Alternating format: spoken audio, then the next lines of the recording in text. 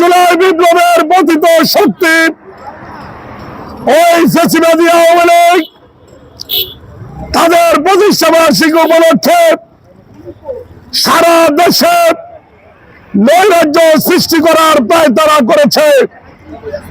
বাংলাদেশ জাতীয়তাবাদী যুবদল মাঠে থাকার ঘোষণা দিয়েছে। আমরা মাঠে আছি।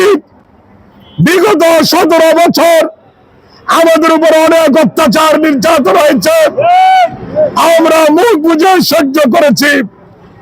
যদি বাড়াবাড়ি করেন তাহলে যেভাবে আছেন সেই সুখে থাকতে দেওয়া হবে না।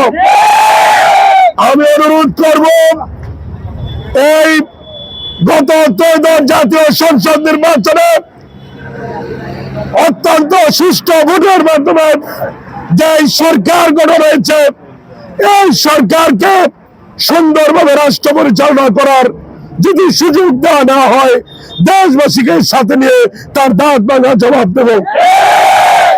আগামীতে আমরা যে কেন্দ্রীয় যুব দলের কমিটি ঘোষণা করা হয়েছে, এই যুব দলের কমিটিকে আমরা স্বাগত জানাই। আগামীতে কুমিল্লা উত্তর জেলা যুব দলের সাধারণ সম্পাদক এবং আখতারুজ্জামান খানকে সভাপতি হিসাবে আমরা দেখতে চাই। ধন্যবাদ সবাইকে। এখন কেউ 1 মিনিট কথা